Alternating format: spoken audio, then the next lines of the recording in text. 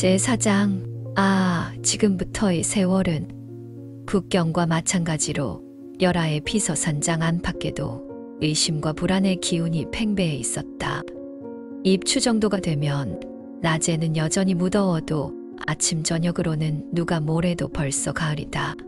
저녁 무렵의 바람은 병든 신체에 해롭고 황제는 감기로 기침이 멎지 않아서 거의 매일 밤 편안한 잠을 잘 수가 없었다. 폐를 습하게 하기 위한 처방은 어느 것이나 다 효력이 없었다. 저런 무기력한 녀석들. 황제는 화를 내며 시위들을 매도했다. 궁정 내에는 이렇게 소곤거리는 말들이 줄어들지 않았다. 설상가상으로 폐병에 감기라니 매우 흉한 일이다. 그것을 발설한 것은 시이라고도 하지만 도대체 누구인지는 알 수가 없었고 모두 알려고도 하지 않았다. 겁이 많은 태감이나 궁녀가 믿을 만한 기괴한 얘기도 나돌았다. 어디에 천장에 요괴가 살고 있다든가 어디에 석전에 뱀이 살고 있다든가 말이다. 그들은 귀신을 두려워하고 공경하여 그것들을 일컬어 전신이라 부르고 있었다. 전신을 만나지 않으면 화를 피할 수 있다 하여 평소에 잘 가지 않는 궁전에 들어가기 전에는 커다란 소리로 헛기침을 하거나 큰 소리로 궁전을 비워라 하고 외치곤 했다. 그런데 지난 며칠 동안에 전신을 보았다든가 만났다든가 하는 사람이 나왔다는 것이다. 이것은 결코 길조는 아니었다. 그런 얘기를 하는 것은 시세가 쇠퇴하여 귀신도 인간을 가지고 논다고 하는 사상을 나타내주고 있는 것이다. 아주 섬찟한 이야기도 있었다. 어떤 노태감이 청조 5대째 황제 가경야를 만났다고 다방에서 말을 꺼낸 것이다.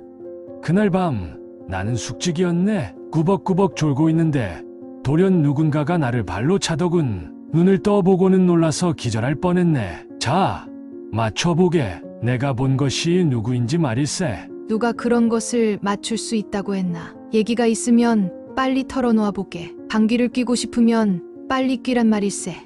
여비의 궁전 소태감이 뜨거운 물그릇을 집어들고 독촉을 했다. 주인님이 이것으로 세수를 하시려고 기다리고 계신단 말일세. 무엇을 그리 서두는 거야? 내가 말을 꺼내면 놀라서 기절초풍을 할걸. 그것은 바로 가경야였단 말일세. 뭐야? 일제히 놀라는 소리를 질렀다. 자네는 그래서 어떻게 했나? 내가 어떻게 했느냐고. 깜짝 놀라서 무릎을 꿇었지. 얘기는 이러했다. 가경야가 그에게 물었다. 대아가는 어디에 있느냐? 대아가는 황후님의 침궁 뒤쪽에 있는 단층집에 계십니다. 그렇다면 가는 것은 불편하겠구나. 가경야는 한참 동안 연파치상전 동난강 쪽을 노려보고 있다가 뒷짐을 지고 단식하고는 뜰로 내려갔다. 어찌된 일인지 그곳에서 한번 흔들리더니 보이지 않게 되었다. 노태감은 40년 전에 사망한 가경야를 만난 불가사의함을 깨닫고 이것은 꿈이구나 하고 손가락을 깨물어 보았다.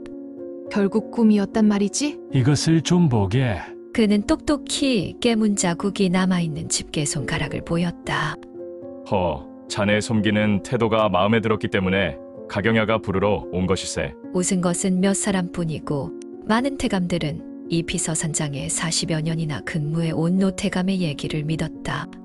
각자 이런 바보스러운 얘기를 어떻게 해석하느냐 하는 것뿐이다. 사후 40년이 지난 인간의 영혼이 돌연 나타나서 황제가 죽어하는 곳을 노려보고 머리를 흔들며 단식했다. 그것이 어떤 불행을 의미하는지 영리한 사람이 아니더라도 상상은 할 수가 있었다. 또 한 가지가 있다. 요즘 황제는 자주 자신도 깨닫지 못한 채 뭔가 말도 안 되는 소리를 횡설수설했다. 아무리 봐도 불상사가 일어날 전조였다. 게다가 황제는 최근에 와서 유난히 황후를 그리워했다. 동난각으로 불러내 잡담을 하든가 그렇지 않으면 필사적으로 몸을 추스려 황후를 찾아갔다. 오후 내내 한가히 시간을 보낼 때도 있었다. 황후의 침궁 오른쪽 물가에는 정자가 하나 있었다. 쾌락이 있고 뒤쪽에는 연꽃이 잔뜩 피어있는 연못으로 때마침 꽃이 만발해 있었다. 올 때마다 황제는 난간에 몸을 기대고 흔들흔들하는 빨간색과 흰색의 연꽃을 바라보면서 황후와 옛날 얘기를 나누곤 했다. 지난 10년은 황제에게는 생각해내는 것도 괴로울 정도였다. 즉위했을 무렵에는 나이도 젊고 건강했다. 지금처럼 쇠약하리라고는 꿈에도 상상할 수가 없었다. 지난 10년 내외 모두 정세는 혼란스럽기만 했다. 온갖 힘을 다 들여 대응해 온 것이 병의 원인 중 하나였지만 절도 없는 놀이나 색정에 빠져 자신의 몸을 소중하게 하지 않은 탓도 있었다. 그러나 지금 와서 후회를 해보았자 아무런 소용이 없었다. 후회하고 있다는 말을 황제는 절대로 입에 담지 않았다. 하지만 지금 황후를 그리워하는 것은 사실은 그 참회의 뜻을 나타내고 있는 것이었다. 다만 온후하고 독실한 황후에게 그 의사가 통하지 않을 뿐이었다. 황제는 점점 몸이 쇠약해져 조금만 얘기를 하면 피로해졌다. 그러나 헌제는 아직도 황후에게 못다한 말이 잔뜩 남아있는 것처럼 생각되어 견딜 수가 없었다. 자신도 잘 알고 있었다. 지금 조금이라도 말해 놓지 않으면 더 이상 기회는 찾아오지 않을 것이다. 황후를 슬프게 하지 않으려고 들 수 있는 한 뒤시를 부탁하는 듯한 말투는 비했다. 잠옷 우연히 생각난 이야기라도 하듯 하면서 은연중에 자신의 뜻을 전했다.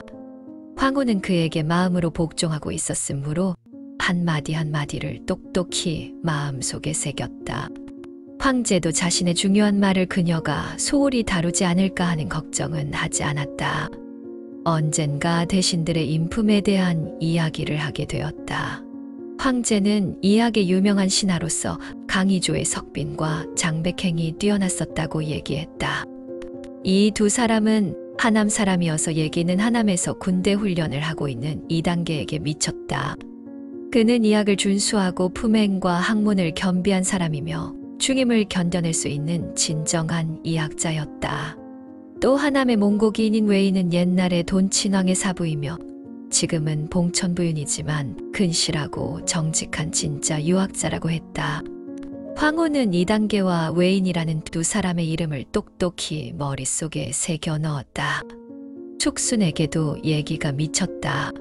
황후는 의귀비나 궁중 사람들에게서 들은 축순에 대한 원망의 소리를 완곡하게 황제에게 고했다. 황제의 힘으로 숙순의 권력을 억눌러 줄 수 없느냐고 완곡하게 부탁한 것이다. 많은 사람들이 숙육에게 불만을 가지고 있는 것은 짐도 잘 알고 있네. 황제는 조용히 대답했다. 임노이몰라는 말은 어떤 말인지 알고 있는가? 남에게 비난받아도 참고 견딘다고 하는 의미일세. 만일 무슨 일이든 그가 나를 대신해서 가로막아 주지 않는다면 나의 번거로움은 훨씬 더 심할 걸세. 숙순이 황제 폐하 대신 고생하고 있다는 것은 잘 알고 있습니다만, 그러나 역시 체제를 지키지 않으면 그는 아무래도 좀 지나치게 오만한 것처럼 보입니다. 글쎄, 어떨까? 가령 황후에 대해서는 황제는 한참 동안 사이를 두었다가 덧붙였다.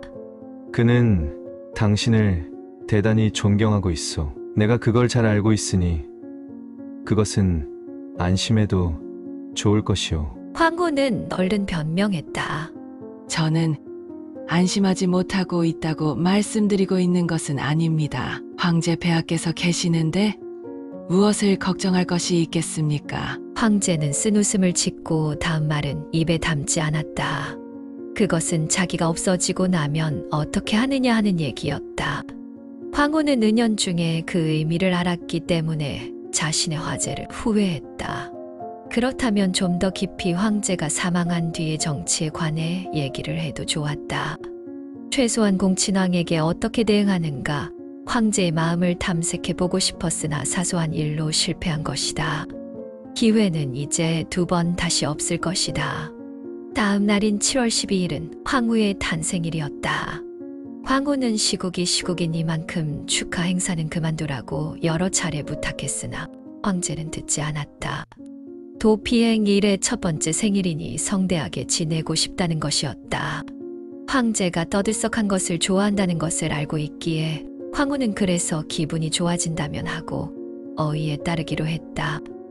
그날은 아침 일찍부터 왕공과 대신들이 예복을 차려입고 황후의 침궁 앞에서 하례를 드렸다. 열하에 와 있는 극소수의 그 정부인들도 계급에 따라 몸을 장식하고 궁중으로 찾아와 축하를 드렸다. 정오에는 단박경 성전에서 연회가 있었고 뒤이어 연극이 상연되었다. 황제도 친히 내려와 황후에게 축하의 말을 했다. 몸의 컨디션도 기분도 좋은 것처럼 보였다. 연극도 권선징악, 인과응보의 이야기 등 황후가 기뻐할 듯한 내용만 황제가 자기 손으로 골랐다. 그런데 한편을 보고 나더니 황제는 시끄러워서 견딜 수가 없구나 하고 일어서서 궁중으로 돌아갔다. 그것은 문제의 6월 9일 만수절의 경우와 같은 광경이었기 때문에 화려하게 벌어지고 있던 축하 행사도 돌연 암담해지고 말았다. 다만 황후만은 체면을 중시하여 평정을 유지한 채 앉아있지 않으면 안 되었다. 그러나 마음속은 7.8도의 괴로움이었다. 연극을 좋아하는 황제가 관극 중에 일어나는 일은 지금까지의 기억으로는 한 번도 없었다. 예산 일이 아니다. 병의 급변일까? 경사방의 수령태감 진승문이 의지를 받고 황제가 있는 동난각으로 상황을 보러 갔다. 안으로 들어갈 수는 없어 창밖에서 보니 황제는 침대에 들어 누워 있었으나 황금용의 자수가 놓인 이불 밑은 납작해서 아무것도 없는 것처럼 보였다. 무릎을 꿇고 맥을 보는 사람은 이덕립이고 가까이에 어전대 신인 숙순과 경수가 서 있었다. 황제의 괴로운 듯한 숨소리만 들려 방 안은 바늘 하나 떨어져도 들릴 것 같았다. 그러는 사이에 이덕립이 일어나 말했다. 황상만한. 황제는 눈을 감은 채 그 말에 잠옷 혐오스러운 표정을 지었다. 이덕립의 뒤를 따라 숙순이 퇴출해 왔는데 그들의 안색은 암울하고 무서울 정도였다. 진승문에게는 눈도 주지 않고 이덕립은 곧장 태감 휴게실로 들어가 처방을 만들기 시작했다. 상황을 듣지 않으면 보고를 할 수가 없어 진승문이 옆걸음 다가가니 숙순이 손짓으로 불렀다. 너는 돌아가서 황후님께 대하가가 그다지 먼 곳에 가지 않도록 말씀해 달라 하더라고 전하거라. 황제 폐하께서 대하가를 만나 보고 싶다고 말씀할지도 모르니까. 알겠습니다. 황제의 목숨이 위급해졌다는 것은 금세 궁정 내의 사람들에게 알려지게 되었다. 모두들 잔뜩 긴장해서 불측의 변에 적응할 마음가짐을 하고 있었으나 단 한 사람 여비만은 단념하지 않았다. 여비는 밤중에 일어나 자신의 수명을 황제에게 바치게 해달라고 하늘에 빌었다. 그 소망을 하늘이 들어줄지 어떨지는 알 수가 없었으나 다만 그렇게 기도를 하면 조금은 마음이 편해지는 것이었다. 의기비도 물론 태연한 기분은 아니었다. 황제는 지금은 대면할지도 모르지만 무한한 총애를 받던 지난날을 생각하면 눈물을 흘리지 않을 수가 없었다. 그러나 지금은 슬퍼하고만 있을 때가 아니었다. 그녀는 알고 있다. 지금은 자신의 일생 가운데서 가장 중대한 시기라는 것을 말이다. 조금도 방심을 해서는 안 된다.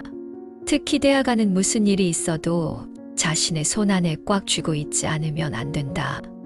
의기비는 대하가에게 여러 가지 교육을 시키고 있었는데 가장 중요한 것은 앵랑 어머니를 태우로 봉하라고 말하게 만드는 것이었다. 그것을 말하는 것은 별로 어렵지는 않으나 어려운 것은 말하는 식이었다.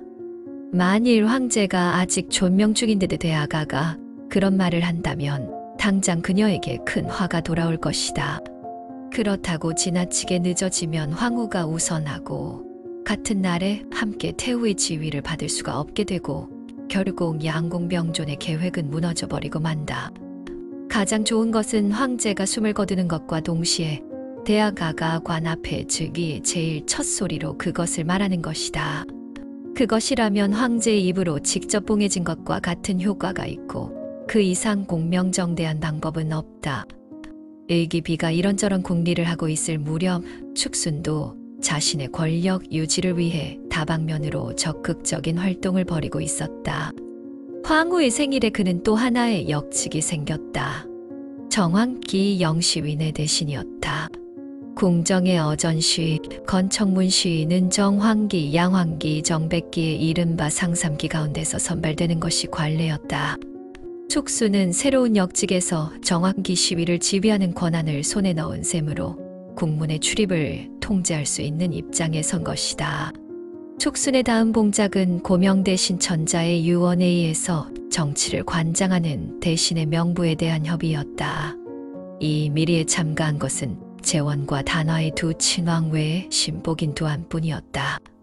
장소는 숙순의 저택 내의 연못의 작은 섬에 지은 정자였다. 삼면이 물에 둘러싸여 있고 단 하나의 통로는 구불구불한 낭하로 이어지는 좁은 다리뿐이었다. 신뢰할 수 있는 부하가 입구를 지키고 있으니 미래는 누구에게도 들킬 염려가 없었다. 주상의 병은 외부 사람들이 알고 있는 것 이상으로 나쁜 상태입니다. 먼저 숙순이 입을 열었다. 한마디로 말하면 등잔에 기름이 떨어진 것처럼 한순간에 끝나버릴 것이요. 그리고 천근의 중책이 우리들의 어깨에 걸려올 것이요. 문제는 주상 전하의 숨이 붙어 있는 동안 우리들로서는 무슨 말씀을 하시게 해야 하느냐는 것이요. 재원이 말을 받았다.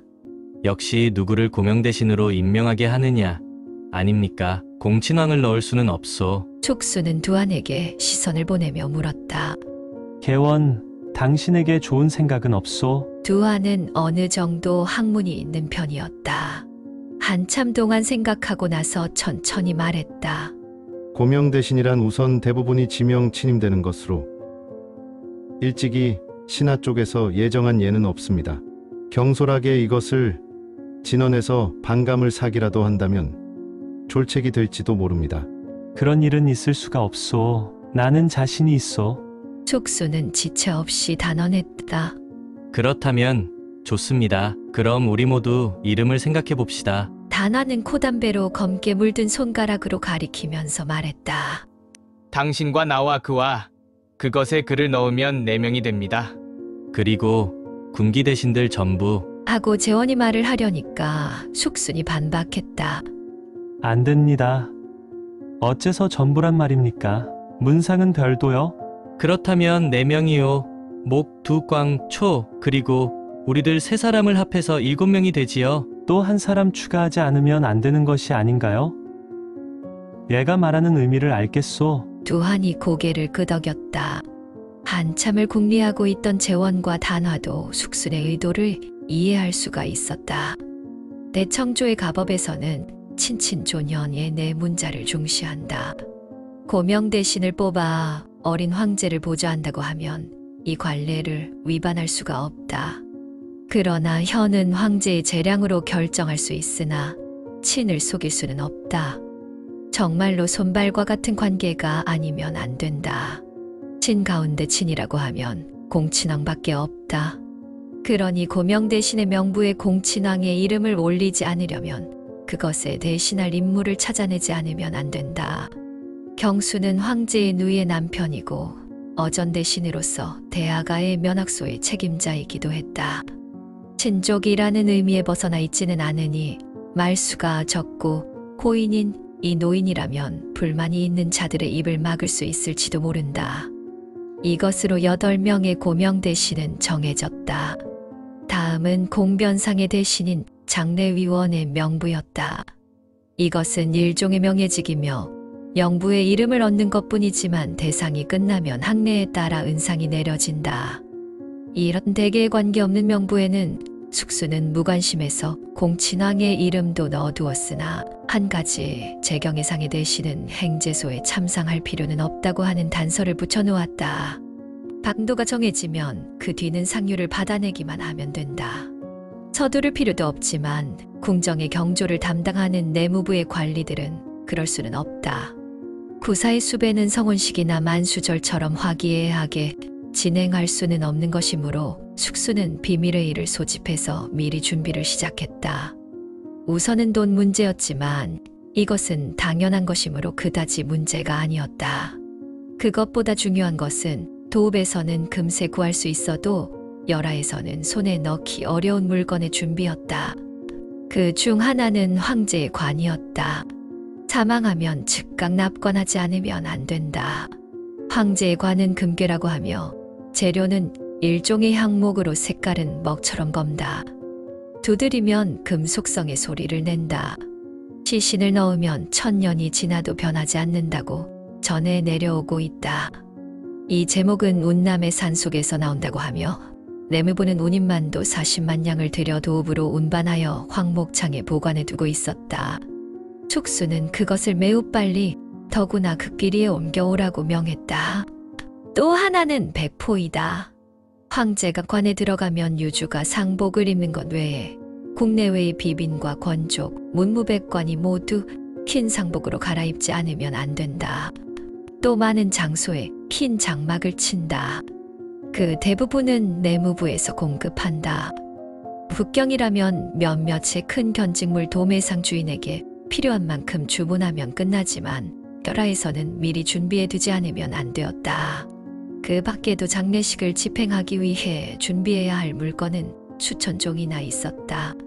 가령 한 가지 물건이 빠져도 공변상이 소량의 죄에 해당된다. 반대로 무사히 끝내면 포상심사 목록에 이름이 올라가고 관위를 높이고 정대도 바꿀 수 있는 기회가 찾아온다.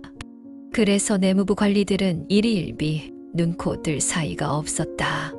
규칙을 조사하고 전례를 찾아내고 옛날 문헌을 참고하고 장례 비용을 계산하고 구매인을 파견하고 공문서를 기초하는 등 모두 다망하기 짝이 없었다. 그 정경은 술로 시름을 잇고 마작으로 시간을 보내는 군기 장경들과는 너무나 판이했다. 군기처가 한가하면 할수록 황제는 마음속으로 초조했다. 명나라 때에는 40년이나 조정에 나가지 않고 궁정 안에 수도소를 설치하고 틀어박혀 있었던 황제도 있었다. 그러나 청조의 황제는 군사 등 나라의 대정을 한 번이라도 직접 결제하지 않으면 안심할 수가 없었다. 하물며 군사 정세가 절박해 있을 때는 더욱 그랬다. 그래서 숙수는 쉴 새 없이 위로를 하고 지금 현재 각지는 평온해서 번거롭게 심려할 필요가 없다고 말씀드려도 병상에 누워있는 황제는 신경이 쓰여 견딜 수가 없었다. 그렇다고 해서 군의 정세를 이것저것 하문할 만한 기력도 남아있는 것이 아니었다. 그날 오후 황제는 삼령이 들어간 약을 마시고 빙설탕으로 단맛을 낸 제비둥지의 미음을 먹은 뒤 아주 편안히 낮잠을 잤다. 잠에서 깨보니 지금까지와는 달리 굉장히 기분이 좋았다. 이었기 힘든 일각을 낭비할 수 없다고 생각한 황제는 즉각 숙순을 불렀다. 황제는 싱싱하니 안색도 좋고 부드러운 등받이가 달린 침대에 누워 있었다. 황제의 얼굴을 본 숙수는 깜짝 놀라 꿇어 앉아 주기를 표했다. 참으로 경아할 일입니다. 황제 폐하께서는 무척 건장하게 보이십니다. 황제는 고개를 흔들고 명했다. 전원 퇴출하라고 전하라. 시위에게 문을 지키게 하고 황후라 할지라도 안으로 들여서는 안 된다. 극히 중요한 얘기가 있을 것이 틀림없었다. 촉수는 신속하게 명한 대로 수배를 하고 숙연히 서서 어명을 기다렸다. 아무도 없으니 그대도 의자를 가져다 앉아. 그것은 너무나도 분수에 넘치는 행동이었다. 촉수는 다시 무릎을 꿇었다. 소신으로서는 도저히 그렇게 할 수가 없사옵니다. 상관없으니 앉아라. 그쪽이 얘기하기가 쉽도다. 생각해보니 숙순이 일어선 채 있으면 황제는 얼굴을 쳐들고 얘기하지 않으면 안 된다. 촉수는 감사하다는 인사를 드리고 배례용 방석을 가지고 와서 책상다리를 하고 앉았다. 숭룡, 나의 그대에 대한 대우는 어떤가? 촉수는 황급히 고쳐 앉아서 고개를 숙였다. 하늘보다 높고 땅보다 두터운 은혜를 입었사옵니다. 소신의 자자손손이 아무리 견마의 노고를 취하더라도 못다 갚을 정도입니다. 알고 있다면 그것으로 좋다. 그대에게는 잘 대해주려고 했다. 그런데 유감스럽게도 그대와의 군신 사이도 그다지 길지는 않을 것이다. 지금 내가 좋아 보이는 것도 회광반조라는 것일세. 말이 채 끝나기도 전에 숙수는 황제의 배려를 깨닫고 너무나 감격해 눈물을 뚝뚝 흘리며 띄엄띄엄 말했다. 황제 폐하, 부디 그런 얘기는 더 이상하지 말아 주십시오. 황제 폐하께서는 아직 춘추도 젊으신데 천붕지궤와 같은 일이 있을 수 있겠습니까? 소신은 앞으로 몇십 년 동안 모실 생각으로 있사옵니다. 그리고 황제 폐하한테서 소신에게 사후에 시효가 내려지게 될 것도 말을 하면 할수록 슬픔이 복받쳐와 끝내는 말이 되지 않게 되었다. 황제도 순간 감상적이 되어 그의 태도에 위로를 받았다. 그러나 그와 동시에 다소 짜증스러워져 낮게 가라앉은 목소리로 말했다. 그대의 충성은 잘 알고 있다. 하지만 지금은 중요한 얘기를 하고 있으니 울어서는 안 된다. 다소나마 기분이 좋을 때 몇 가지 중대사를 그대에게 일러두겠노라. 네, 촉수는 울음을 그치고 무릎을 꿇은 채 소매로 눈물을 닦았다. 그대는 평소부터 황후를 존경하고 있었다. 앞으로도 내가 있었을 때와 마찬가지로 섬겨 주기 바란다. 이 이야기에는 은연중에 칼끝이 숨겨져 있었다. 촉수는 황공하다는 모습을 보이며 말했다. 소신이 황후님을 공경하지 않는 일이 있다면 반드시 천벌을 받아서 멸할 것입니다. 황후를 존경할 뿐만 아니라 반드시 지켜주지 않으면 안 된다. 용이한 일은 결코 아닐 것이다. 의기비는 반드시 황후보다 위로 올라가려고 할 것이 틀림없다. 그대는 무슨 수를 써서라도 그것을 저지해야 한다. 다만 그녀에게는 그녀 나름대로의 명분도 있을 것이다. 황제는 한숨 돌리고 나서 다시 기력을 긁어모아 덧붙여 말했다.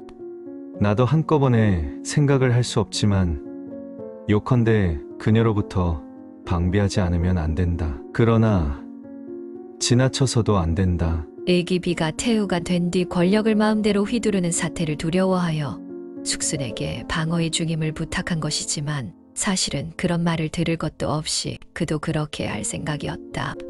그러나 여기서 황제가 먼저 말을 꺼낸 이상은 분명히 해두는 것도 나쁘지 않으리라. 한 말씀드리기 곤란한 일이 있습니다만 말해보라. 황제 폐하의 다음 대에 만에 하나 수염의 회의를 재현하는 자가 있을 경우 소신은 어떻게 하면 좋겠습니까? 나도 그것을 생각해 본 일이 있다. 그러나 우리 청조에 그런 제도는 없다. 구태여 그런 일을 가볍게 주상하는 자가 있으리라고는 생각할 수 없다. 직접적인 대답은 아니었지만 황제가 절대로 수렴이라는 섭정제도의 출현을 허용할 의사가 없는 것은 명백했다. 청조에서는 어린 태자가 황제의 자리에 앉는 경우 태후의 수렴 제도는 없고 특간 대신이 보조하는 관례가 있었다. 촉수는 생각했다. 얘기가 여기까지 온 이상 고명 대신에 명부를 제출해버릴까? 한참 동안 궁리했으나 여기서는 역시 완곡하게 탐색해 보는 편이 나을 것 같았다. 황제 폐하, 두터우는 애에 중임을 부탁받은 이상 분골쇄신하겠습니다. 다만 소신의 부족함이 두려울 따름입니다. 한 가지 여기서 죽음을 무릅쓰고서라도 말씀드리고 싶은 것이 있사옵니다. 지금부터의 책임은 중차대합니다. 부디 황제 폐하의 명령으로 몇 사람의 충성된 신하를 지정해 주신다면 힘을 합쳐 하명하신 것을 어떻게든 달성할 수 있지 않을까 생각합니다. 언변이 좋은 숙순도 여기에 이르러서는 횡설수설했으나 황제는 가말하려는 것을 이해할 수 있었다. 그것은 고명 대신을 말하는 것인가? 공공연하게는 대답을 할 수가 없어서 숙수는 다만 바닥에 머리만 계속 조아렸다. 황제는 탄식하며 말했다. 이것은 꽤나 어려운 문제로다. 숙수는 걱정이 되어 공세로 나섰다. 황제 폐하께서 어렵다고 생각하신다면 소신에게 맡겨 주십시오. 이것은 그대의 손에는 벅차다. 그대는 누구누구가 고명으로 좋다고 생각하는가? 그것은 황제 폐하께서 결정하실 일이옵니다. 소신 같은 것이 감히 말씀드릴 일이 아닙니다. 숙수는 일보 후퇴의 계책을 취했다. 상관없다. 말해보라. 내가 참작하겠노라. 그래서 숙수는 명분을 세워가면서 천천히 대답을 했다. 이친왕과 정친왕은 선조로부터 고명을 받으신 일이 있는 노신입니다. 행제소를 따르는 4명의 군기 대신은 특히 황제 폐하께서 임명한 대신들이고 유객부 경수는 충성스럽고 건실한 분입니다. 이분들은 결코 황제 폐하의 부탁을 배반하지 않을 것이라고 소신은 보증할 수 있습니다. 그런가? 황제는 그렇게만 말할 뿐 눈을 감고 힘이 든다는 듯이 손으로 허리를 두드렸다. 피로한 모습이어서 숙수는 물러나가기로 했다. 이번 밀담은 이 정도로 해두지 않으면 안 되었다. 앞으로 이틀 내에 숙수는 다시 한 번쯤 오늘과 같은 자리를 갖고 싶었다. 부탁해야 할 중요한 일이나 황제의 가슴 속에서 좀처럼 소화할 수 없는 의문이나 난제가 아직도 상당히 많을 것이다. 공친왕에 대해서도 황제는 결국 어떠한 태도를 취할지 명백히 해두고 싶었다. 다음 날인 7월 16일 아침 식사 때까지만 해도 식욕이 왕성하던 황제는 오후에 돌연 인사불성에 빠졌다. 축순이 급보를 받고 달려가 보니 어전 대신인 경수와 순친왕이 태감을 지휘해서 황제를 동남각으로 옮겨가 눕혀놓은 후였다. 경수는 자주성이 없고 순친왕은 나이가 젊은 데다 처음으로 이런 장면에 맞닥뜨려 유달리 당황해하고 있었다. 동남각 안은 소란스럽기만 할 뿐 필요한 조치는 아무것도 취해지고 있지 않았다. 촉순이 달려오자 겨우 모두 안심을 하고 마음을 가라앉혔다. 그도 자세한 것을 물어볼 틈이 없어 우선 빨리 시위를 부르라고 명했다. 다음에는 황후에게 알리고 동시에 대하가에게 급히 오시도록 부탁하라 명하여 대감들을 내보냈다. 시위인 난태가 이덕립과 양춘을 데리고 헐레벌떡 달려왔다. 배례를 할 겨를도 없이 난태가 맥을 짚었으나 그 자신도 숨이 턱에 차서 손이 떨리고 있었다. 더구나 황제의 맥박이 너무나도 약해 양손가락을 황제의 발목에 얹은 채 한동안 아무 말도 없었다. 세 사람의 어전 대신은 긴장 속의 결과를 기다리다 지친 숙순이 물었다. 어떠신가? 뭐라고 대답해야 좋을지 알 수 없는 난태를 대신해서 이덕립이 설명했다. 허탈입니다. 그렇다면 허탈 치료법으로 빨리 고쳐라. 시간을 낭비하지 말고. 난태는 가까스로 맥을 찾아내고 근심스러운 듯이 말했다.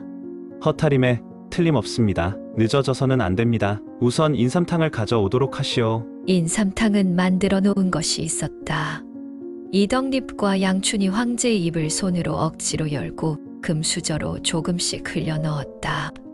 의식은 돌아오지 않더라도 인삼탕을 넘길 수 있는 것만도 일단은 좋은 징후라고 할 수 있었다.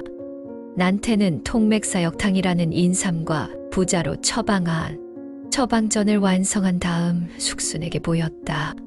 볼 필요 없다. 그것을 빨리 다려라. 숙순은 처방전을 아랫사람에게 건네주고 물었다. 증상은 도대체 어떠신가? 용이하지 않은 것처럼 생각됩니다. 어쨌든 그대들은 전력을 다해 처방법을 생각해 주기 바란다. 필요한 약이 있으면 빨리 말해다오. 여기에 없으면 북경으로 사람을 보내 속히 가져오게 할 테니까. 중당나리에게 말대답을 하는 것 같습니다만 황제 폐하의 병은 어떤 처방이라도 듣지 않을 것입니다. 이것은 근원의 병이라고 하는 것으로 이제 의지할 것은 더 이상 말하지 말라. 이제 누구에게 의지하라는 것인가? 병에 걸렸을 때는 그대들 의사에게 의지하는 것 아니냐? 쓸데없는 일로 시간을 낭비하지 말라. 빨리 가서 동료들과 의논해 가지고 오너라. 빈잔을 당하고도 난태는 굳이 변명은 하지 않았다. 물러나가서 이덕립과 양춘과 의논해 보았으나 지금 당장은 통맥사역탕이 효과를 본 다음이 아니고서는 다음 방법을 전할 수가 없었다. 그때 태감인 장물량이 대하가를 안고 나는 듯이 달려왔다. 세 사람의 어전 대신은 바깥으로 나가 맞아들였으나 정작 뭐라고 말씀을 드리면 좋을지 아무도 알 수가 없었다. 대하가는 무슨 일이 일어났는지도 알지 못한 채 부랴부랴 끌려와 모두의 얼굴이 굳어있는 것을 보자 갑자기 무서워져 왁하고 울음을 터뜨렸다. 장물량은 당황해 그의 입을 손으로 틀어막고 달랬다. 울지 마세요. 울지 마시라고요. 여기서 잠깐 놀다가 곧 돌아갈 테니까요. 촉수는 장물량에게 지시했다. 일단 어딘가로 모시고 가라. 그러나 그다지 먼 곳에는 가지 말도록. 황제 폐하께서는 언제 대아가를 만나고 싶다고 하실지 모르니까 말이다. 점점 황혼이 가까워와도 이렇다 할 움직임은 없었다.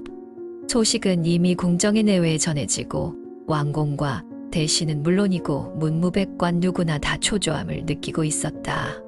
황제가 혼절한 뒤에 자세한 소식을 알고 싶었으나 숙순이 재빨리 함구령을 내렸기 때문에 연파치상저 맞게 조정해서 대기하고 있는 친왕들, 이친왕, 돈친왕 그리고 예친왕 인수들조차도 아무런 소식을 손에 넣을 수가 없었다. 그들의 초조감은 노여움으로 변하고 숙순의 처사는 너무도 도가 지나치며 무서운 녀석이라고 하는 생각에 사로잡혀갔다. 예외는 황후뿐이었다. 숙순이 쉴 새 없이 보고를 보내왔다. 황제는 통맥사역탕을 마시고 일단 의식이 돌아왔다. 단 아직도 혼미의 경계를 헤매고 있는 상태였다. 맥박은 미약하고 숨결도 고르지 못하고 말도 할 수가 없으며 남의 얘기를 이해할 수 있는 상태도 아니었다.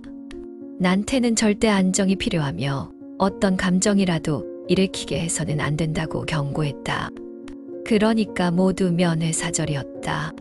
지희의 말은 듣지 않을 수가 없었지만 숙순의 입장에서는 이대로 황제가 숨을 거둬버리면 곤란했다. 그렇게 되면 한마디도 유언이 없는 것이 되고 골칫거리가 될 것이다. 거꾸로 가령 한마디라도 말을 해주면 그것은 반드시 자신에게 유리하게 될 것이 틀림없었다. 다만 황제의 최후의 말은 반드시 다른 사람과 함께 듣지 않으면 안 된다. 순친왕과 경수는 그 증인으로 삼기 위해 줄곧 옆에 붙잡아 두었다. 경수는 그런 일이라고는 전혀 알아차리고 있지 못했지만 순친왕 혁현은 숙순과 마찬가지로 지금의 상황이 대단히 중대하다는 것을 인식하고 있었기 때문에 황제가 무엇을 말하는지 항상 주의를 기울이고 있었다. 세 사람은 황제의 침대 앞에서 한 발도 떨어지려 하지 않았다. 바깥에서 기다리는 사람들의 일 따위는 까맣게 잊어버리고 있었다. 겨우 경수가 숙순의 소매를 잡아당기며 말했다. 대아가는 여느 때 같으면 쉬는 시간이니 장물량에게 데리고 돌아가라고 하면 어떨까요? 지당하신 말씀. 숙순은 즉각 사람을 불러 대아가를 황후의 궁전으로 데리고 가도록 지시했다. 대아가는 벌써 잠이 들어 있었다. 장물량이 그대로 안고 황후의 처소로 데리고 갔다.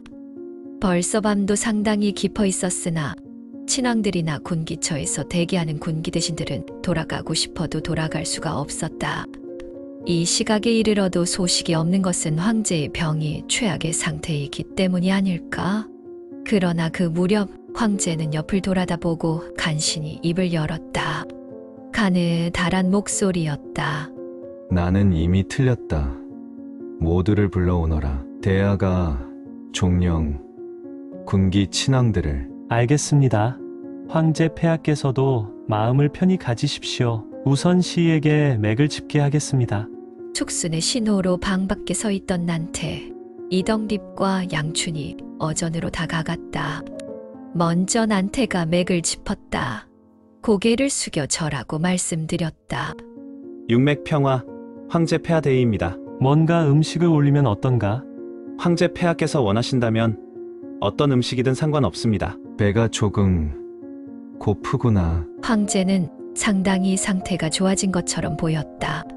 집 오리죽은 없는가? 이미 만세야를 위해서 준비해 놓았사옵니다. 경사방의 수령태감 진승문이 무릎을 꿇고 말씀드렸다. 그리고 황후님이 보내신 빙설탕이 들어간 제비집죽도 있습니다. 그 밖에도 여비님이 보내신 크림을 넣은 과자도 있습니다. 크림 과자는 약간 기름기가 많지 않겠느냐고 숙순이 묻자 난태는 황제 폐하만 좋으시다면 상관없다고 대답했다. 3m 사방이나 되는 식탁에 요리가 놓였다. 숙순은 태감에게 부축하게 하고 자신의 손으로 황제를 일으켜 앉혔으나 황제는 식탁을 한번 둘러보고는 고개를 흔들고 아무것도 먹고 싶지 않다고 했다. 그러나 끈질기게 권하자 제비 집죽을 몇 집 들었으나 오히려 장미향을 넣은 산사나무의 과즙 꿀로 단맛을 낸 국이 입에 맞는 듯 조금 마셨다. 그것만으로도 이미 충분히 자극을 받은 모양인지 다시 드러눕자 눈을 감고 입을 벌린 채 괴로운 듯 숨을 헐떡거렸다. 참상에 있는 사람들에게 대응할 수 있는 상태는 아니었으므로 숙수는 순친왕에게 부탁해 설명을 해달라고 했다. 그는 또한 난태를 조용한 곳으로 데리고 가 은밀하게 의논했다. 황제 폐하의 저런 상태로는 도대체 언제까지 버티실 것이라고 생각하는가? 정직하게 사실대로 얘기해보라. 두려워하지 않아도 된다. 오늘 밤은 넘기실 것이라고 보증합니다. 숙수는 걱정이 되어 견딜 수가 없었다. 황제 폐하께서 하명하실 일은 산더미처럼 많이 있다. 말씀을 하실 정도의 기력이 없으시다면 어떻게든 방법이 있다고 생각합니다. 그랬으면 좋겠다. 서둘러 실행에 옮겨라. 난태는 약방에서 약을 골라내서 약탕기로 진한 탕제를 다렸다. 그것을 숙순이 직접 자기 손으로 받쳐 들고 가서 황제에게 올렸다. 과연 그 탕제의 약효는 괄목할 만한 것이어서 시든 것처럼 잠자고 있던 황제의 눈이 갑자기 빛나기 시작했다. 좌우의 사람들에게 몸짓을 하기도 했다. 이윽고 침대에 부축되어 일어나 앉자 숙순에게 친왕들과 군기 대신을 부르게 했다. 캐친왕 면유를 위시해서 한 사람 한 사람 조용히 동난각으로 들어와 서열에 따라 늘어서 고개를 숙여 절을 했다. 최초의 입을 연 것은 고두배괴의 예를 면제받고 있는 캐친왕이었다. 그는 표정이 없는 목소리로 말했다. 황제 폐하께서는 마음을 편안히 가지시고 정양을 하시기를 바랍니다. 오숙, 나는 앞으로 2, 3일 남은 목숨이요. 황제의 괴로운 듯한 한마디가 끝나기도 전에 무릎을 꿇은 사람들로부터 울음소리가 터져나왔다. 황제의 여윈 뺨에도 두세 방울의 눈물이 흘러내렸다. 그 때문에 울음소리가 퍼져나갔으나 숙순이 일갈했다. 지금이 어떤 때라고 생각하고 계십니까? 게다가 황제 폐하를 상심시켜 드릴 생각입니까? 울음소리가 가까스로 가라앉았다. 숙수는 무릎으로 걸어서 한 발 앞으로 나가 고두하면서 말했다. 황제 폐하께서는 일각이라도 빨리 대계를 정하셔서 사람들을 안심시켜 주시기를 바랍니다. 인심이 안정되면 성녀도 줄어들어 그 다음에 천천히 요양하신다면 반드시 회복하실 것입니다. 황제는 고개를 끄덕이고 한마디 한마디 천천히 말했다. 분명히 종사의 대계는 빨리 정해지는 쪽이 좋다. 우리나라에는 입퇴자의 제도는 없다고는 하나 천재의 상황은 또 다르다. 따라서 대하가를 항태자로 세우기로 한다. 이것은 필연적인 추세였다. 캐친왕은 모두를 대표해서 복창했다.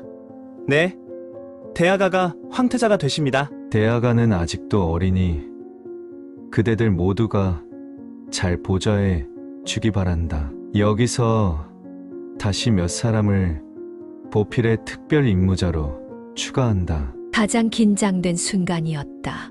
친왕도 군기 대신도 숨을 죽이고 한마디도 잘못 듣는 일이 없도록 귀를 기울였다. 재원 단화 황제는 그렇게 말하고 나서 한참 동안 말이 없었다. 다음에 나오는 이름은 누구일까?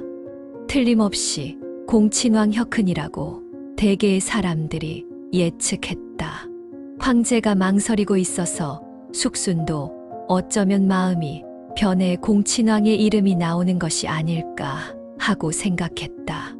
그러나 많은 사람들의 예측은 빗나갔다. 황제가 계속해서 발표한 이름은 경수, 숙순, 모금, 광원, 두한, 초우영이었다.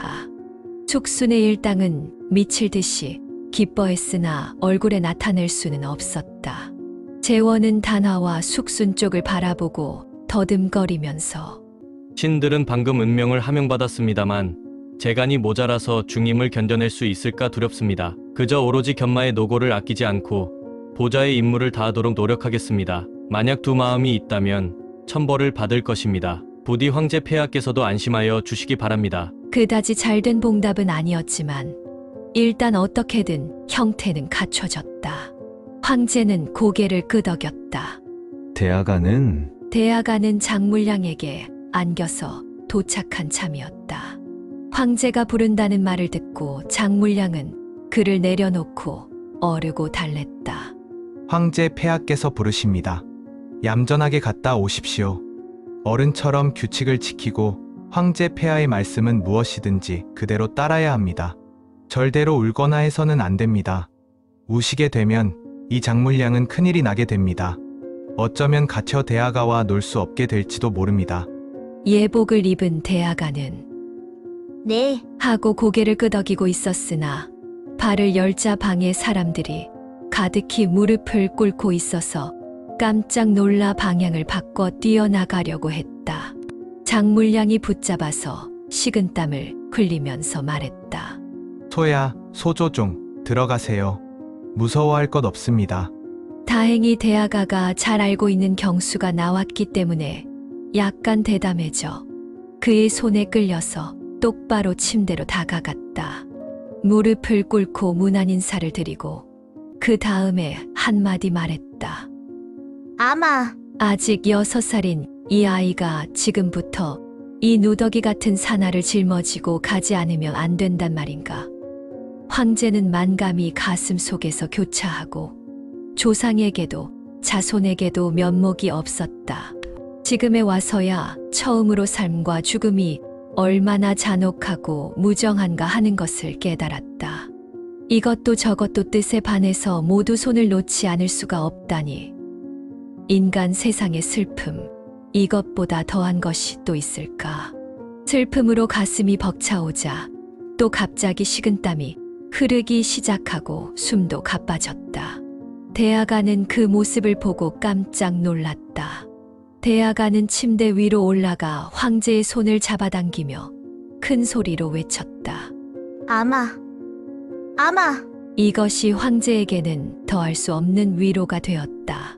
이 조그맣고 따뜻한 손.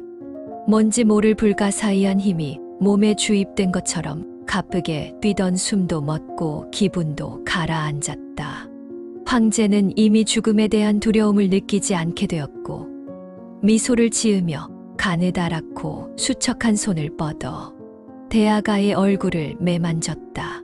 그러고는 재원에게 말했다. 아이를 그대들에게 분명히 맡겼노라. 알겠습니다. 재원은 숙연히 대답했다.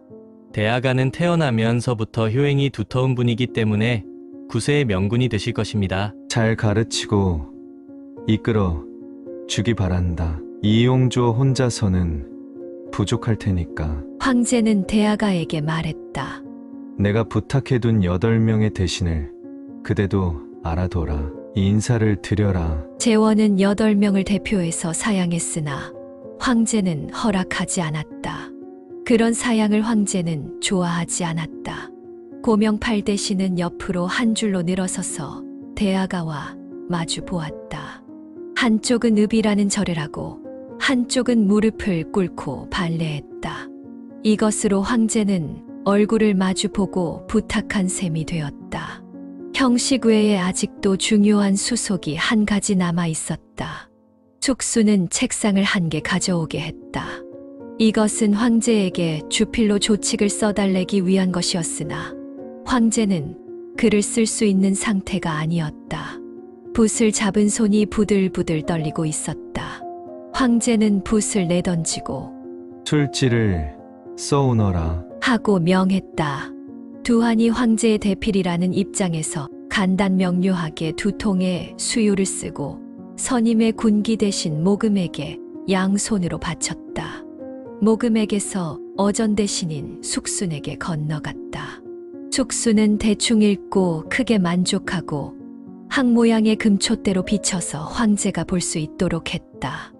읽어서 모두에게 들려줘라. 숙수는 군기 대신인 자신의 서열 안으로 돌아가고 모금이 수유를 받쳐 들고 남쪽으로 서서 낭낭하게 읽어 올렸다. 황장자 재순을 황태자로 봉한다. 특유. 뒤이어 2통째. 황장자 재수는 이제 황태자가 되었다.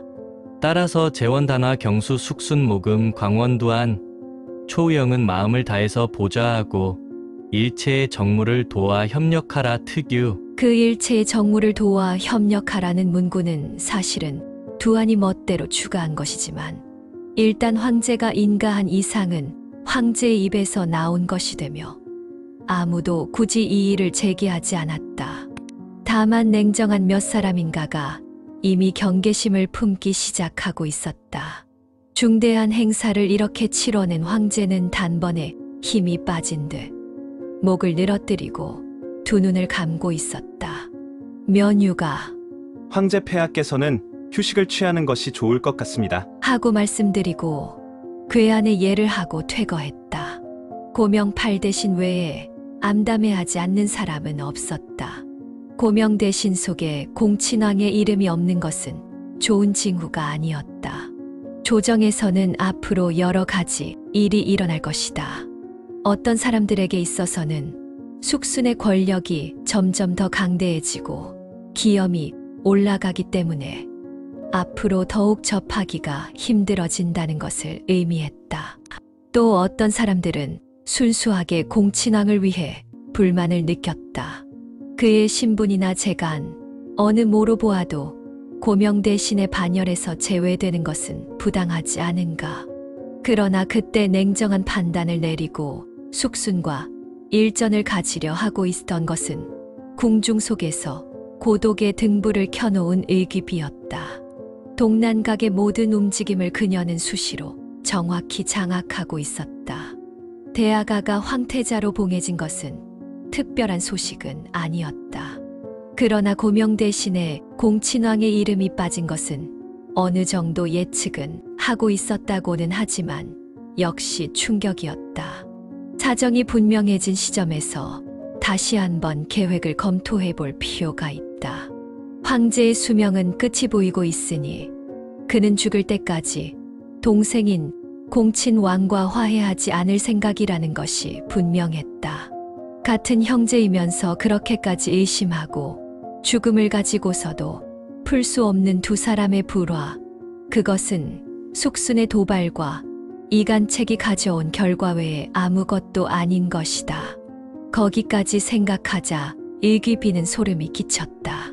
숙순의 방자한 행동, 악랄함을 많은 사람들은 다 알고 있다. 오늘에는 그의 음험하고 냉혹한 일면을 보기에 이르렀다. 지난 며칠 동안 그가 기회 있을 때마다 황후를 유난히 내세우고 있는 사정도 알고 있었다. 이것은 그가 앞으로 단 한 사람의 태후밖에 인정하지 않겠다고 하는 의도임에 틀림없다. 저 온순하고 관대한 황후의 손을 빌려서 어리고 무지한 황제를 장악해 버린다면 그의 말은 모두 황제의 의사가 되고 제멋대로 하고 싶은 일을 할 수 있을 것이다. 의귀비는 이를 악물었다. 숙순이여, 혼자 꿈을 꾸고 있군. 증오가 쌓여가면 쌓여갈수록 냉정해지는 것이 그녀였다. 가슴속은 설사 소환자 앞일지라도 한마디도 털어놓지 않는다. 의귀비는 자꾸만 짧아지는 탁상의 촛불을 응시하면서 아침이 될 때까지 하나하나 계획을 짜 나갔다. 궁중의 하루의 업무는 날이 밝기 전부터 시작된다. 태감과 궁녀들은 조용히 오가면서 일에 바쁘다. 밤새도록 한숨도 자지 못한 일귀비이건만 이상한 흥분을 느껴서 조금도 졸음이 오지 않았다. 양치질을 하고 세수를 한 뒤 화장을 하기 시작했다. 주인님은 오늘은 일찍 일어나셨습니다. 소환자는 무릎을 꿇고 양손을 늘어뜨리고서 문안 인사를 했다. 주인님, 축하드립니다. 무엇을 축하한다는 것인가? 대아가가 황태자가 되셨습니다. 주인님은 국모님이 되셨습니다. 그녀는 냉소했다. 그런 웃음을 들을 때마다 소환자는 둥줄기가 얼어붙는 듯했다. 그 후에는 잠자코 궁녀와 함께 세수하는 것을 거들었다. 문득 거울에 비치는 그녀의 누런 얼굴색과 핏기 없는 입술을 보았다. 침상에는 잠을 잔 흔적이 없었다. 주인님은 주무시지 않으셨습니까? 그것이 어쨌다는 게냐? 부디 몸에 신경을 써주셨으면 합니다. 대아가는 아직 어리고 주인님이 유일한 의지처입니다. 대청조의 천하는 모두 주인님의 수중에 있는 것이나 같다고. 닥쳐라. 내가 무엇을 알고 있다는 게냐?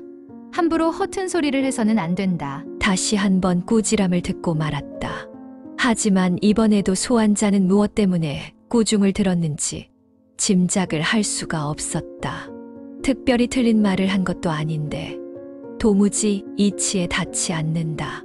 자기도 모르는 사이에 불만의 표정이 얼굴에 나오고 말았다. 그가 아무리 뾰로통해 있어도 일기비는 모르는 채 하고 있었다. 그것보다 이런 얘기가 나오는 것 자체를 조심하지 않으면 안 될 것이다. 소환자, 여기 있는 모두에게 함부로 사람들 앞에서 쓸데없는 얘기를 해서는 안 된다고 단단히 일러둬라. 대아가가 황태자가 되어서 어떻다든가 나의 장래가 어떻다든가 말이다. 그런 얘기를 했다는 것을 알게 되면 당장 경사방에 일러서 양쪽 다리를 쓸 수 없을 정도로 심하게 치도록 하겠다. 얼음처럼 차가운 목소리에 깜짝 놀라서 소환자는 불만을 나타낼 형편이 아니게 되었다. 아무래도 정세가 매우 불리한 것 같아 황급히 방에 있던 4~5명의 궁녀들에게 그대들도 들었겠지? 주의를 게을리하지 말아야 할 것이다. 하고 당부했다. 그러고는 서둘러 나가 태감과 궁녀들을 붙들고는 주의를 주고 돌아다녔다. 그 때문에 황제의 병상이 어떻다든가 숙순이 어떻게 했다든가 등의 궁전에 난무하는 헛소문도 일기비의 거처에서만은 또 그쳤다. 공이 조용해서인지 일기비의 번미는 더욱 눈에 띄었다. 아침 식사가 끝났을 때쯤 황후의 사자가 찾아왔다. 황제의 병문안을 가니 중궁으로 모이라는 지시였다. 후비는 외신과 대면해서는 안 되기 때문에 황제의 병에 대해서는 태감에게서 들을 수 있을 뿐이었다. 멋대로 병문안도 갈 수가 없었다. 그래서 아침 일찍 황후가 특별히 경사방의 수령인 진승문과 경수에게 말해 주선을 한 것이다. 어전 대신을 일체 피하고 후비만 황제를 배울 수 있는 최후의 기회를 마련한 셈이다. 후비들이 만나러 온다는 것을 황제는 모르고 있었다. 계속 자고 있었다. 잠인지 혼수 상태인지 짐작도 할 수 없었다. 한 줌의 뼈처럼 깡말라서 1에서는 3m 사방의 식탁도 육궁의 화장한 미인도 모두 공허하다. 황후와 비빈들은 황제를 위해서인지 자신을 위해서인지 모르는 눈물을 흘렸다. 누구도 감히 소리를 내서 울지는 못하고 얼굴을 가리고 입을 틀어막은 채 눈물을 삼키고 있었다. 경사방 수령인 진승문이 황후에게 우는 것은 중지해 달라고 부탁했다. 황제의 정신은 아직 쇠약해지지 않으셨는데 혹시나 몽롱한 중에 모두가 슬퍼하고 있는 것을 깨달으시면 슬픔도 깊어지고 더 나아가서는 옥체에 해롭다고 설명했다. 뒤이어 액부 경수도 황후의 귀궁을 원한다고 하는 추청을 전해왔다. 이 상심의 현장에서 떠나지 않는 한 눈물을 멈출 수 없을 것 같아 황후는 할 수 없이 비빈들을 데리고 동난각을 나왔다. 중궁에 돌아와서도 황후는 비통의 눈물을 계속 흘렸다. 동행한 을기비도 눈가장자리를 빨갛게 하고 있었으나 말투와 태도는 평소와 다르지 않았고 유달리 어기차게 보였다. 황후의 침실로 들어가자 궁녀 쌍이에게 분부했다. 이곳은 내가 모시겠다. 너희들은 밖으로 나가 있어라. 특별히 용무가 없으면 들어오지 말도록 해라. 쌍이는 황후의 신복이지만 다정하기만 하고 전혀 강한 구석이 없는 황후에 비해 무슨 일이든 자기 주장이 분명한 일기비를 다소나마 존경하고 있었다. 무엇인가 중대한 얘기가 있다고 짐작했기에 밖에서 망을 보며 아무도 안에 넣지 않겠습니다. 하고 대답했다. 그래 주었으면 좋겠구나. 정신을 차려서 해다오. 그러는 동안에 좋은 일이 있을 것인지. 일기비는 그녀의 총명함을 좋아했다. 쌍이가 나가자 일기비는 뜨거운 수건을 짜서 황후에게 건네주었다. 황후는 마음이 천갈래 만갈래로 찢어지는 것 같았다. 여러 가지 일을 일기비와 의논하고 싶어도 크고 작은 일이 너무나도 많아 무엇부터 얘기해야 좋을지 알 수가 없었다. 눈물을 닦고 한참 동안 멍청이 있었다. 생각하면 생각할수록 무섭기도 하고 번거롭기도 했다. 돌연 다시 화장대를 치면서 울기 시작했다. 이런 일이 일어나다니. 도대체 어떻게 하면 좋을까? 황후님, 의기비는 그녀의 팔꿈치를 부축했다. 울어서 해결될 일이 아닙니다. 울기만 하면 마음까지 흐트러져 버립니다. 우선 똑바로 방향을 정하고 그 다음에 우리들끼리 방법을 생각해야 합니다. 어떤 방향이 있다는 건가요? 그들이 하라는 대로 하는 것뿐이 아닌가요? 그렇지 않습니다. 황후님, 절대로 그와 같은 사고방식을 가져서는 안 됩니다. 권한이라는 것은 절대로 아랫사람에게 넘겨줘서는 안 됩니다. 이것은 선조님으로부터 내려오는 가법입니다. 이와 같은 커다란 문제에 부딪히면 황후도 울고 있을 수만은 없다. 나로서는 알 수가 없어요. 정무를 도와서 협력하라지 않습니까? 군기 대신도 있지 않습니까? 그들이 결정하면 우리들이 어떻게 반론하겠어요? 황제의 신분을 사용하는 것입니다. 황제가 스스로 대정을 재결하실 것입니다. 아무리 황제의 나이가 어리다 하더라도 황제가 말하지 않으면 아무것도 안 되는 것입니다. 어머나, 황후는 그럭저럭 의미를 이해할 수 있었으나 그렇다고 해서 어떻게 손을 대야 좋을지는 짐작을 할 수가 없었다. 내 생각으로는 지금부터 일을 하기 위해서는 무엇인가 규칙이 없어서는 안 되네. 우리들 자매 두 사람이서 다소라도 의견을 말할 수 있으면 좋겠는데, 하지만 관여한다고 해도 어떻게 하면 좋을지 모르겠네. 황후님도 이해하신 것 같으니 유객부를 불러서 물어보십시다. 의기비는 어떻게 얘기하면 좋을지를 황후에게 가르쳐주고 사자를 경사방으로 보내 유객부를 선소했다. 황후가 묻고 싶은 일이 있으시니 와주기 바란다. 이 방식은 규칙에 벗어나지만 상황이 상황이고 사정이 절박해 경수도 의사를 거역할 수 없었고 숙순도 구태여 저지하지는 않았다. 의기비는 자리를 비키고 황후만이 경수를 접견했다. 황후는 정중하게 위로하면서 물었다. 내무부 쪽의 일 진행 상황은 어떻습니까? 이것은 두말할 필요도 없이 황제의 그 후를 묻고 있는 것이었다. 숙순이 제일 바쁩니다. 금괴용 판자는 이틀쯤 전에 도착했습니다. 그 밖의 물건들도 모두 준비가 된 것 같습니다. 또 한 가지 중요한 물건이 있겠지요. 경문을 자수한 이불인 타라경피는 어떻게 되었습니까? 타라경피는 반드시 금괴 속에 넣어 두지 않으면 안 된다. 황제용은 명왕색의 단자에 금실로 5색의 산스크리트어가 자수되어 있다. 한 폭마다 티베트의 활부리 경문을 읊고 주문을 외운 것으로 고귀하고 비범한 물건이었다. 내무부에서는 이미 준비해 두었습니다. 황후는 잠시 사이를 두었다가 화제를 바꾸었다. 지난 며칠 동안의 정무는 누가 처리하고 있었습니까? 군기처입니다. 중대한 용무가 상당히 쌓여 있어서 처리를 못하고 있다고 들었습니다. 그것은 어째서입니까? 황제 폐하께서 상주문을 보실 수가 없기 때문입니다. 앞으로는 어떻게 됩니까? 황후는 급소를 찔러서 다시 물었다. 당신들 8명이서 뭔가 직무 규정을 만들어 보았습니까? 지금은 그렇게까지 할 시간이 없었습니다. 인용할 수 있는 전례도 없고 해서요. 강희아는 8살에 즉위하셨다고 기억하고 있습니다. 당신은 어떤 규칙에 의거하고 있었습니까? 당신은 내궁에는 아직 효장 태우가 계셨습니다만 국가의 대사에는 그다지 관여하지 않으셨다고 합니다. 이러한 문답은 일기비의 계산대로였고 그 지혜를 지도받은 황후는 재차 물었다.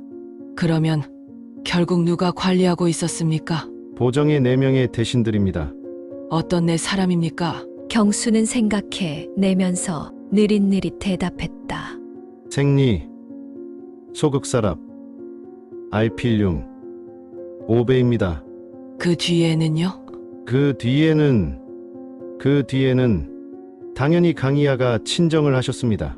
내가 묻고 있는 것은 친정이 시작되고 난 다음의 일입니다. 그 보정의 내 대신은 어떻게 되었습니까? 이 질문에 말이 서투른 경수는 동요했다. 분명히 황후는 강희재가 오배를 주사란 고사를 끄집어내서 경고하고 있는 것이다. 만일 지금 오배가 있다고 한다면 그것은 숙순일 것이다. 자기는 관계가 없다. 고명 대신에 영예가 화로 변한다고 한다면 미리 변명해 두는 것이 유리할 것이다. 황급히 무릎을 꿇고 예모를 벗고 머리로 지면을 두드렸다. 황후님은 명석하십니다.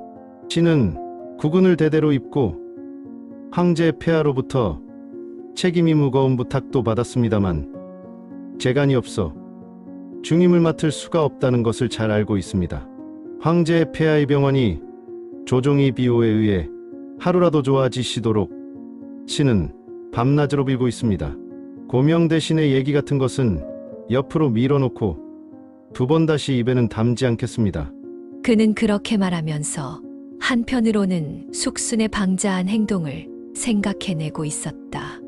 황후가 강희조의 옛날 사건을 끄집어낸 의미와 합쳐서 생각하면 생각할수록 무서웠고 땀을 뻘뻘 흘리며 엉겁결에 정직하게 고백했다.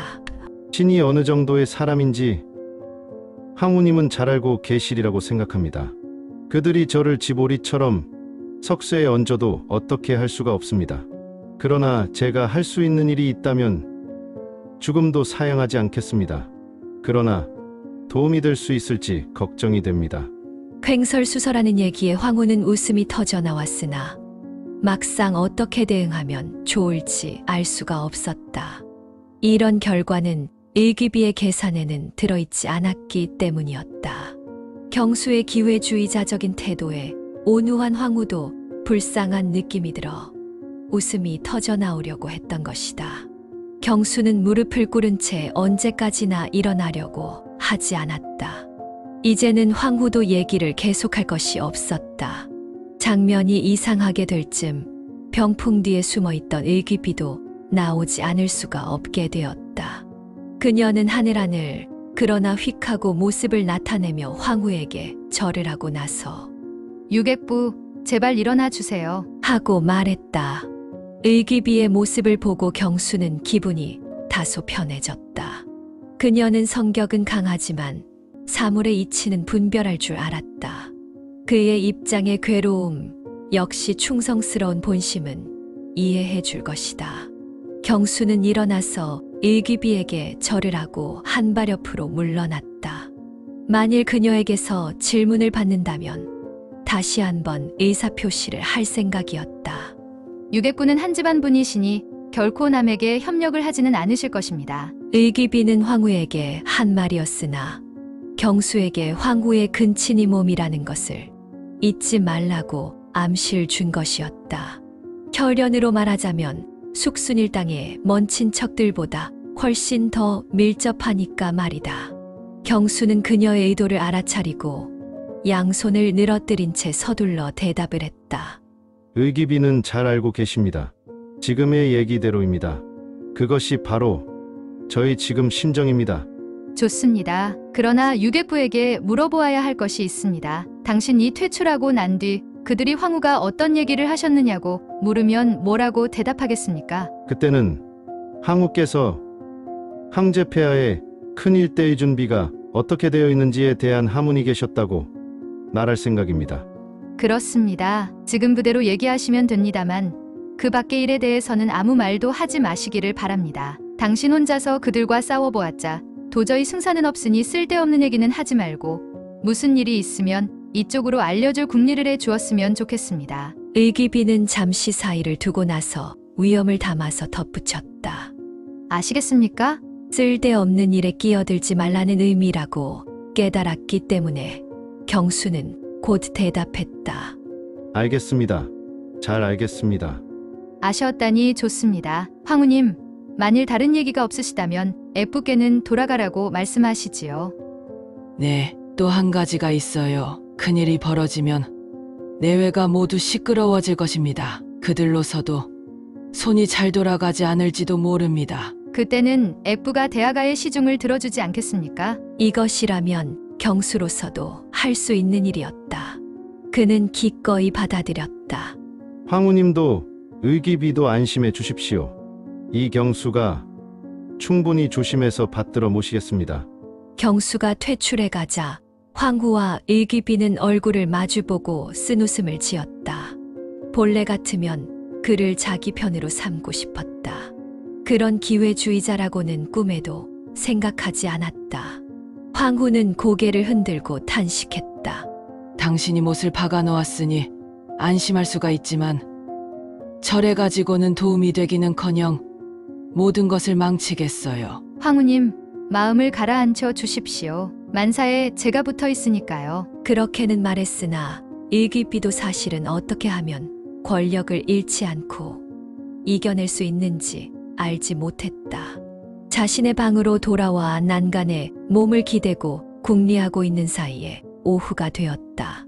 황제의 신변에서 모시고 있는 소태감 김환이 갑자기 달려와 큰 소리로 황제의 뜻을 전달했다. 만세야가 급히 부르고 계십니다. 의기비님, 서둘러 나가 주십시오. 중대한 얘기가 있으신 것 같습니다. 그녀는 놀라면서 동시에 기뻐했다. 지금 만세야의 상태는 어떤가요?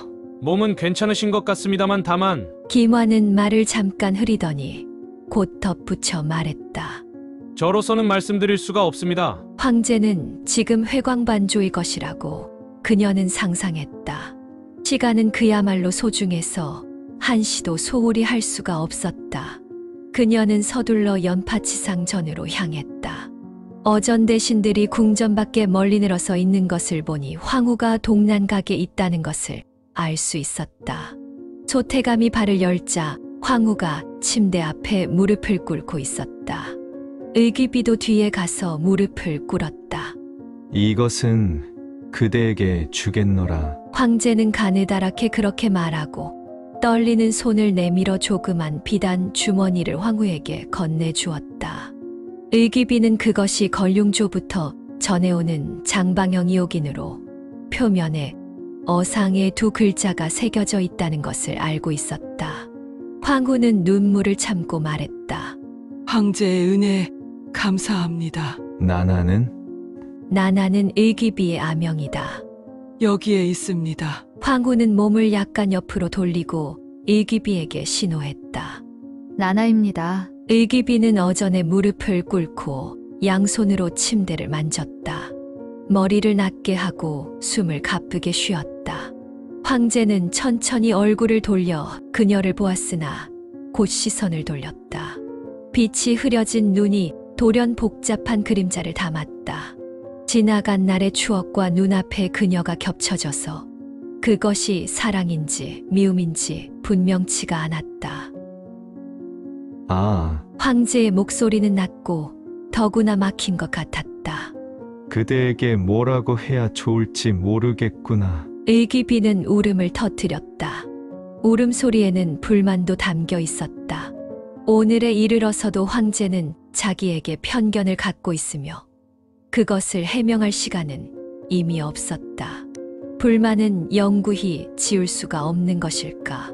황제는 베개 밑을 더듬으려고 했으나 손이 떨리고 힘이 없어 한참 동안 그렇게 하고 있어도 아무것도 잡을 수가 없었다. 황후가 일어나서 베개 밑에 몸을 구부리고 여쭈었다. 무엇을 찾고 계십니까? 동도당에 옥인이요. 황후는 베개 밑에 손을 집어넣어 금세 찾아내서 황제에게 건네주었다. 황제는 잠깐 만져보고 나서 황후에게 다시 주면서 말했다. 나나에게 주시오.